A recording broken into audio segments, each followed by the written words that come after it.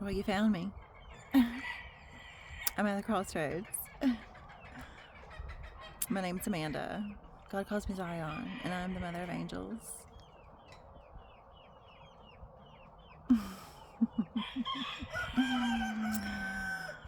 So, today we're going to talk about, I don't know, I took some messages down this morning, but let's see. The law of the spirit of life for sure. But let's talk about, okay, so frailty. Frailty means to be weak. And Matthew 26:24 says, "Woe to the man who betrayed the Son of Man. It would be better if he were dead."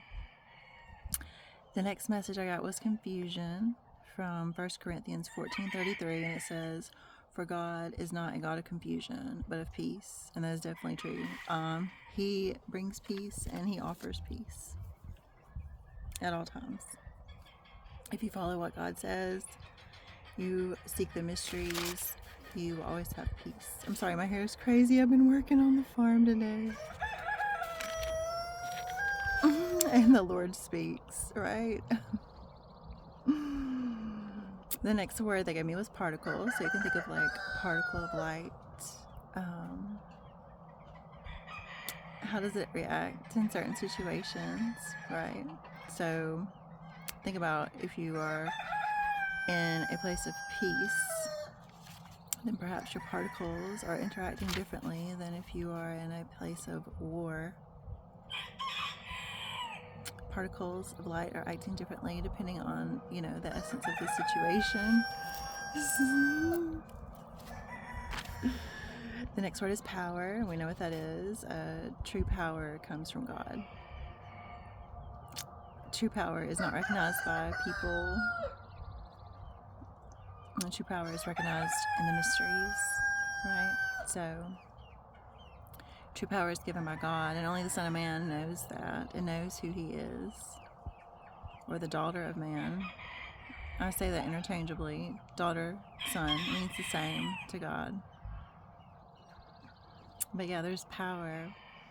There's fake power that you see on the world stage, and then there's true power that you see within certain individuals who follow the path of God as closely and as possibly righteously as they can.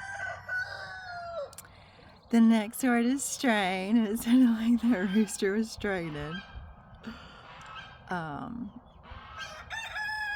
And the next word is obscurity, and it comes from Ephesians 4:18, and it says, "They are darkened in their understanding, alienated from the life of God because of the ignorance that is in them due to their hardness of heart." So the entrance to the path of God is a kind heart, and God only cares about your heart in the beginning. It's the heart and the soul that he's after, but it's truly the heart that he looks at. If you look at King David, he was a man after God's own heart, and God loved him. And David went up against a lot of different witchcraft, a lot of different warriors, and he went up against a lot of different people in war. He ended up killing folks because he was in war, in battle, but God still loved him. And loved him so much that he gave him King Solomon to build the temple. The next word is stagnation. It comes from Ephesians 2, verse 1 and 2, and it says, "And you were dead in the trespasses and sins in which you walked, following the course of this world, following the prince of the power of air, the spirit that is now at work in the sons of disobedience." So, until I came onto the path to God, I was, definitely living in the world and living of the world. 10 years ago, I had a spiritual awakening, a moment of spiritual enlightenment, and I started this journey of casting off anything that was unrighteous in my heart. We went through all of the things of the Bible. I embodied all the archetypes of the Bible. But before all that, I was following the prince of the air. I was following the devil, not even knowing, right? The devil wasn't even concerned with me because I was doing his bidding without even knowing, right? So once I stepped into my enlightenment with God, that's when he started working all these things out in me.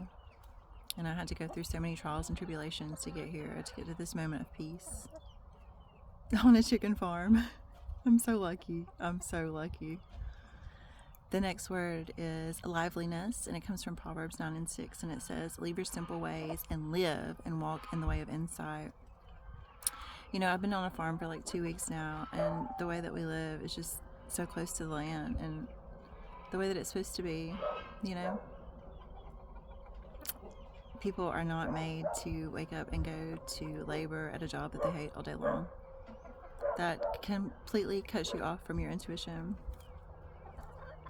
Completely destroys your connection with God. It's slavery. It talks about it in the Bible. It's mentioned in the Bible, literally. It's slavery.